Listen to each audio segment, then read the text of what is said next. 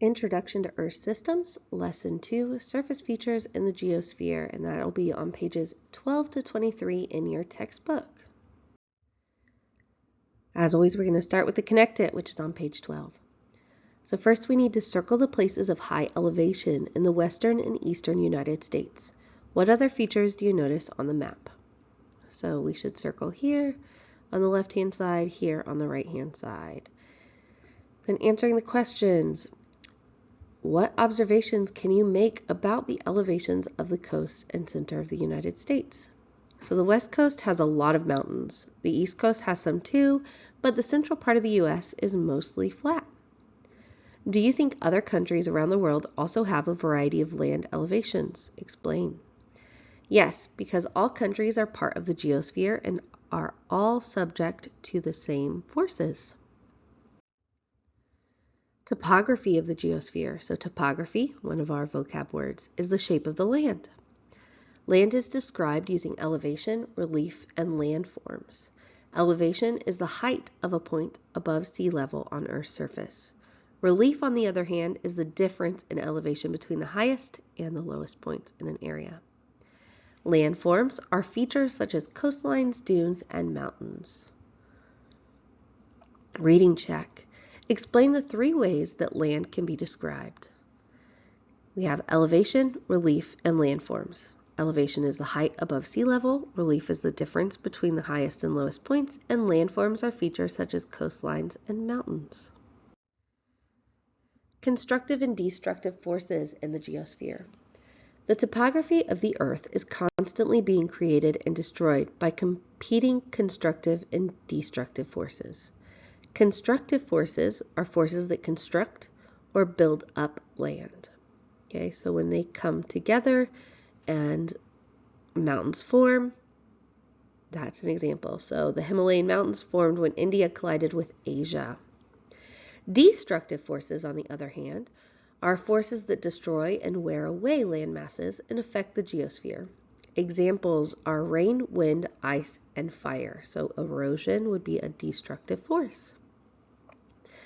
The geosphere, atmosphere, hydrosphere, and biosphere interact with each other to affect Earth. So Math Toolbox on page 14, tallest mountains.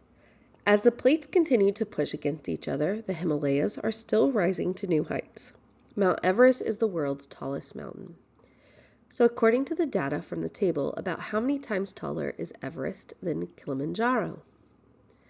So we have Everest, which is 8,850. We're going to divide that by the height of Kilimanjaro of 5,895. That's going to be equal to 1.5. So Everest is about 1.5 times taller than Kilimanjaro. 2. What might account for the heights of these mountains?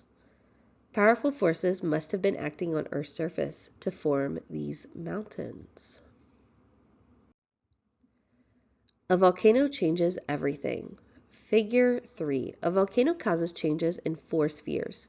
Record which sphere is affected during each step in an eruption.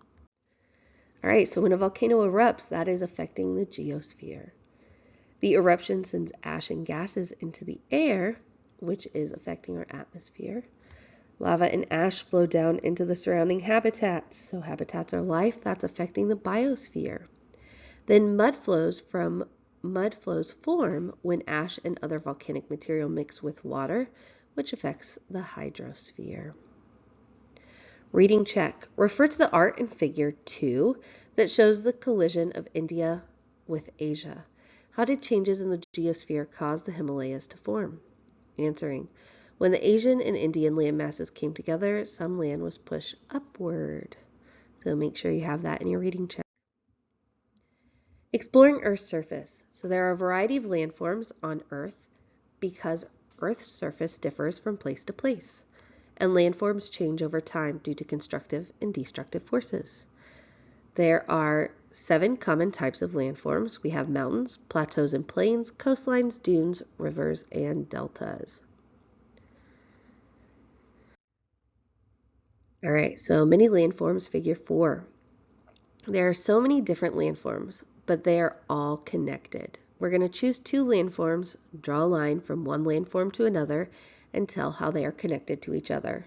So I am going to give an example here. You may use this example or you may use a different example as long as you are doing both parts in your textbook. So I am going to choose the glacier to the delta. So you can see that I drew my line to the 2. Now I'm going to answer the question. The glacier melts and makes the river that forms into the ocean and makes the delta. Mountains. So mountains are a landform with both high elevation and high relief. A mountain range are mountains that are closely related in shape, structure, location, and age. A mountain system are different mountain ranges in one region. So an example would be the Rocky Mountains. A mountain belt are mountain ranges and mountain systems in a long connected chain forming a larger unit.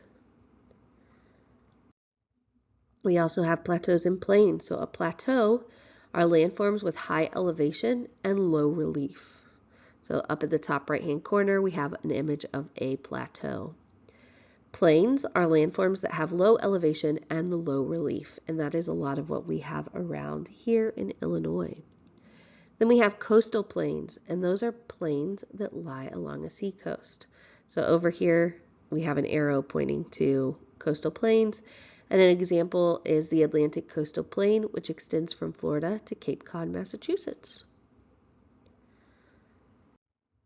Coastlines. A coastline is the boundary between the land and the ocean or a lake. So Alaska has the longest coastline at 10,686 kilometers. Florida has the second longest. Dunes. A dune is a hill of sand piled up by the wind.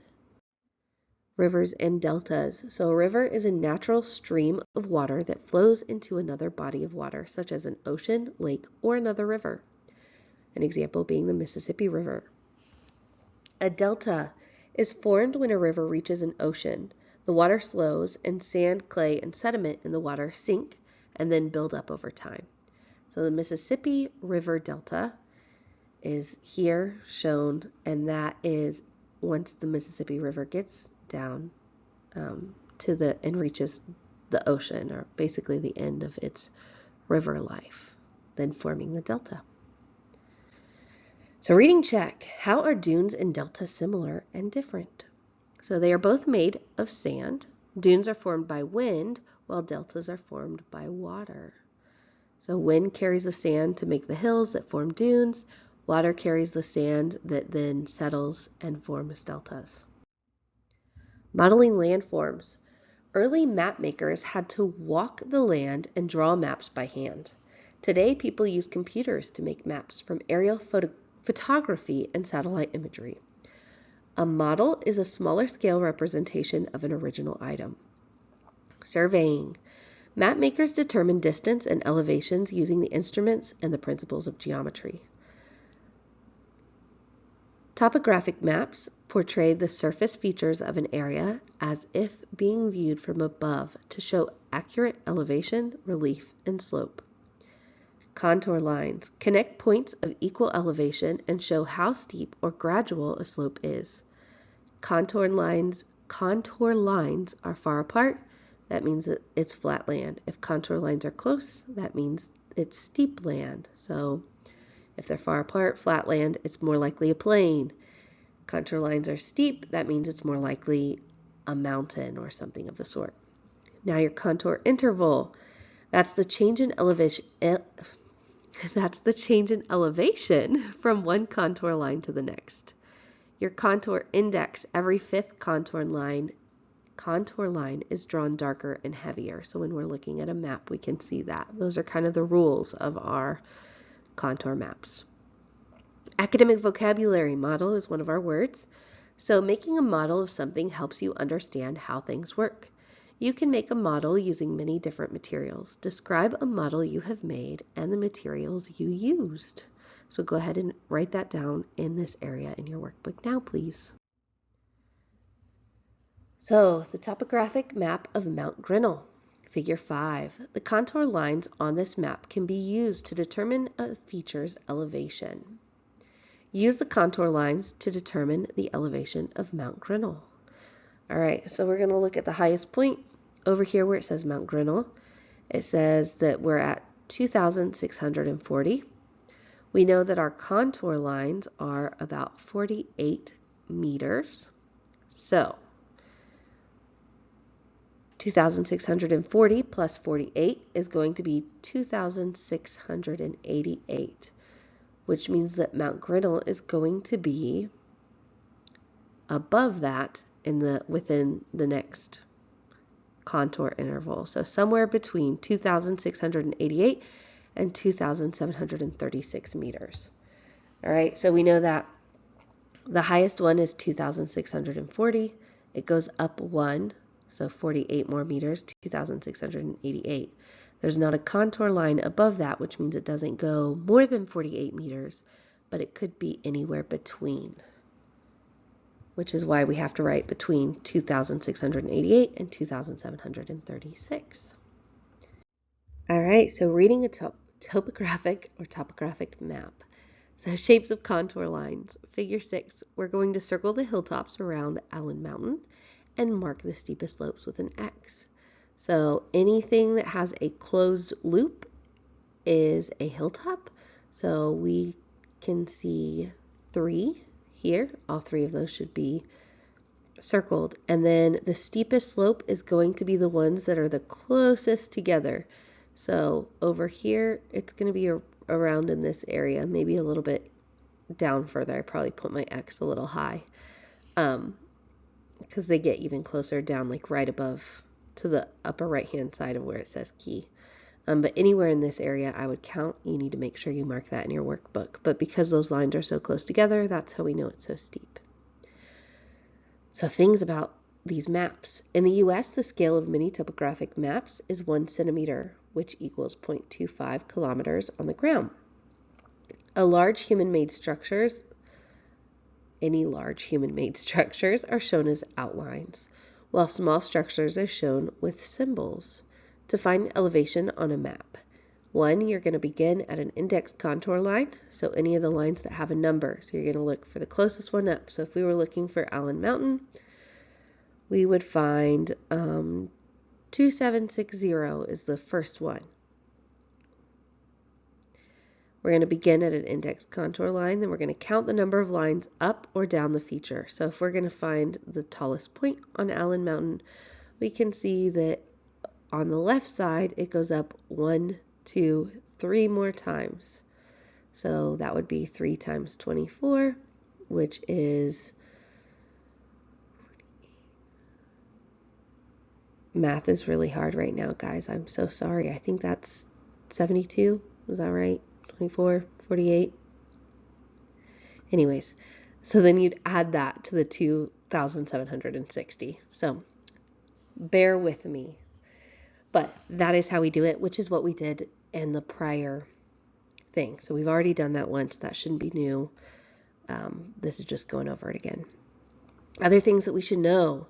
So a V-shaped line pointing away from a summit indicates a ridge.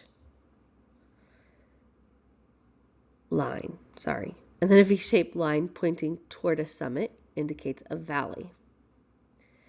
A closed loop indicates a hilltop. So that's what we circled up here already. And then a closed loop with dashes indicates a depression or hollow in the ground. All right, so moving forward. Next, we're going to do our Model It on page 19. So a map is a way to model Earth. What features are modeled by the topographic map in figure 6?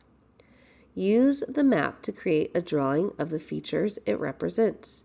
Use the contour lines to help determine whether the area has a steep or gradual elevation. Be sure to label your illustration with the elevation of each feature. So, this is what, based on what we had, what it should look like. Then, we know that right here to the left, it's 2,760. The middle was 2,856, and the right is 2,832. Map makers or cartographers use aerial photography and satellite imagery. Aerial photography is when Photographs are taken with cameras mounted in airplanes. They could also be in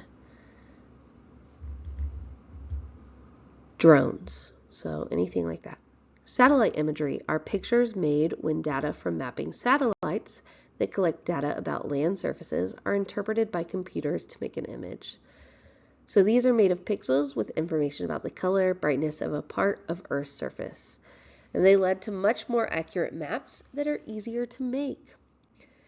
They can be used to show plants, soil, rock, water, snow, or ice on Earth's surface. Aerial photography, or an aerial photograph, Figure 7 in our textbook. Mapmakers use aerial photographs such as this one to create a map. Use the photograph to make a street map of the neighborhood in the photograph. Be sure to add your own street names. All right, so once we draw all of the roads, your map should look something like this. It doesn't have to be exactly like this. Mine was made on the computer, which was a little more difficult, or maybe a little easier for some of you.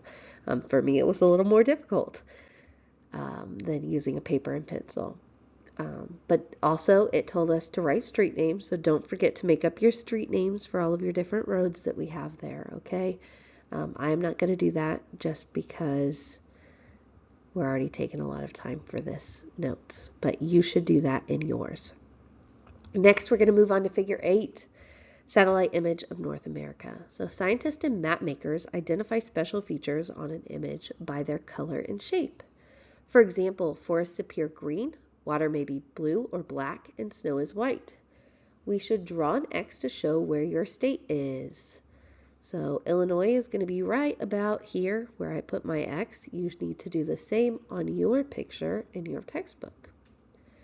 Now we need to write about the features you see in the satellite image. So we're going to say, I live in Illinois and I see green areas. So based on what we know about our area and what we see every day, we know that those green areas are plains. There are some forests too, but mostly we have plains and fields. GPS and GIS. So GPS is the Global Positioning System, and it is a navigated system that uses satellite signals to fix the location of a radio receiver on Earth. It allows you to find your position anywhere on or above the Earth. 24 orbiting satellites continuously send their current location and time to a GPS receiver on Earth. And your phone uses information from at least 3 satellites to determine its location. So anything that has GPS will use 3 satellites to determine the location. Your phone is just a very common example, since that's something we have a lot, or almost everybody has. Now, GIS, or Geographic Information System, is a system of computer hardware and software used to produce interactive maps. It uses GPS, satellite images, statistics about an area, and other maps to display and analyze geographic data. The different types of information stored in the GIS are called data layers. All right, GIS map, Figure 9. A GIS map has many data layers that can be used to analyze how different systems interact. We need to shade in the floodplain on the combined map. And then we need to write where a city planner should avoid building houses and why. So on the second layer, we can see the floodplain is this yellow area. So in the combined map, we need to shade in from that yellow area to the river like so. Then we noticed, or you should notice while we do that we covered Elm Street. So our answer to the question would be Elm Street because it's in the flood zone. Now we have a reading check. Explain ways in which GPS and GIS are more useful than a topographic map. So the topographic map shows only elevation. GPS shows exact locations, and GIS combines information from multiple sources to analyze geographic data. And that brings us to our Lesson 2 check. So let's go ahead and answer these questions. What is topography? Topography is the shape of the land. A mountain is a landform with both high blank and high blank. So it has high elevation and high relief. we need to match each set of contour lines to the correct drawing. So over here we notice that the far left loop is, or the top left one has a loop on the left side, which means that it's steeper up there. The second one continues moving up directly in the middle, which we see on the bottom. And the last one has two separate hilltops, which we see up at the top. Now for number 4, we should compare and contrast constructive and destructive forces. So both forces create new landforms. Constructive forces create new landforms by building up the land, while destructive forces cause change by breaking down the land. 5. The owner of a car wash wants to open a new location in a different neighborhood. How could the owner use GIS to figure out where to put the new car wash? Explain what information should be included in the data layers. So the owner needs to include data layers for population in the region, traffic patterns, and the locations of already existing car washes. And our last question, explain how water can be both a destructive and constructive force. So when water erodes landforms, it is a destructive force. However, when water deposits sand and soil, it is a constructive force. So in the formation of deltas, it would be constructive. In the formation of something like the Grand Canyon, that would be destructive. And that ends this lesson.